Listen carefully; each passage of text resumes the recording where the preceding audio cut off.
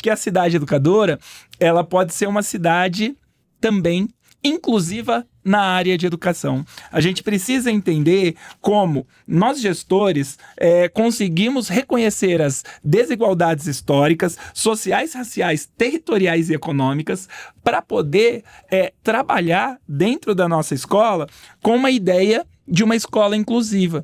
Porque, assim, dentro de um processo de inclusão de políticas públicas, tem que ter rampa, tem que ter acesso, tem que ter. A gente tem vaga para crianças e pessoas autistas nos estacionamentos dos shoppings. A gente, dentro da escola, tem todo esse processo de inclusão. Mas dentro de tudo isso que eu te trouxe, inclusive lembranças aí da década de 80, o que você pode trazer pra gente? O que você enxerga hoje dentro das escolas? Como que tá esse processo de educação inclusiva e equitativa? Como isso se dá, Patrícia? Olha que é fundamental, a gente fala de uma diretriz, né? Educação inclusiva, equitativa, integral e antirracista, né? Considerando os nossos povos migrantes. É um grande desafio olhar pela questão, novamente, do acesso. Quando você traz a questão acesso diferente de acessibilidade.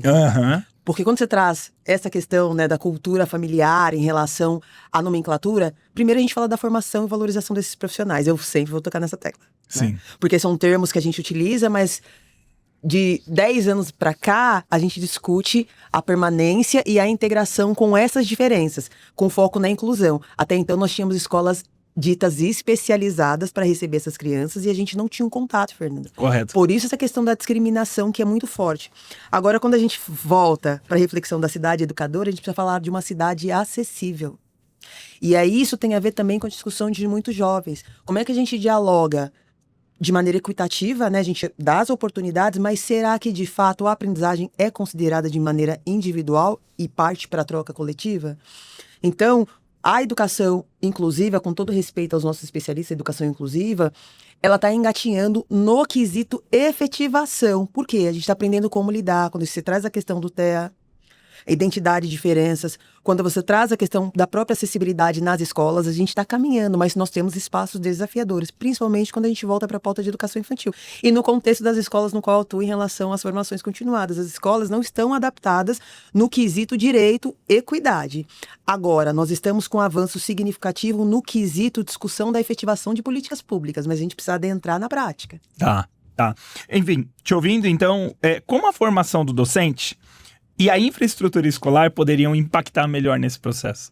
Perfeito. A formação no quesito especificidades, né? Um exemplo, se a gente for falar da questão do aspecto, a gente vai olhar para dificuldade de interação, a gente vai olhar para desenvolvimento da linguagem e a gente vai falar do acesso à locomoção, né?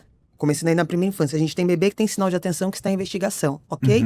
Esse profissional, ele é um pedagogo ou professor especialista, né, no quesito matemática, português, linguagem, enfim, artes, enfim. Nesse quesito, quando a gente fala da formação profissional, a gente precisa olhar para a especificidade. Então, eu tenho um núcleo de acompanhamento, se a gente for olhar para as escolas públicas, mas no quesito acompanhamento individual e orientação para as famílias, não.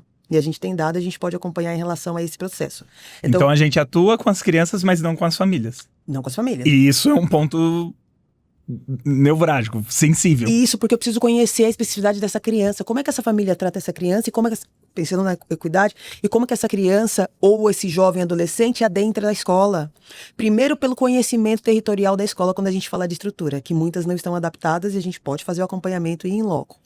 Segundo ponto é a especificidade, novamente, do professor. A criança que tem autohabilidade, se o professor não tiver um conhecimento específico sobre a inclusão, como é que ele vai adaptar o conteúdo à necessidade desse estudante? Então, a formação, ela é complexa, tem que ser em serviço, como se tem um acompanhamento, mas a gente precisa também fazer a revisão, e para mim é uma provocação dos próprios conteúdos que são ofertados. E eu não estou falando do direito à aprendizagem e destaque que a gente tem nos currículos, eu estou falando de aprofundamento, que muitos deles são rasos na discussão da prática. Por isso, quando você traz o psicólogo, né, eu menciono o psicopedagogo, e essa rede de apoio para além da escola, que pode ter parceria com a UBS, ela é fundamental, porque a escola tem a especificidade do ensinar, do aprender e do trocar. Mais uma vez a gente traz... é difícil. Mais uma vez você traz a ideia da cidade educadora, porque quando a gente fala de uma cidade educadora, a gente não está falando apenas dos equipamentos de educação e de cultura, mas sim da UBS também, que é um equipamento de saúde que está envolvido. Sim. Né?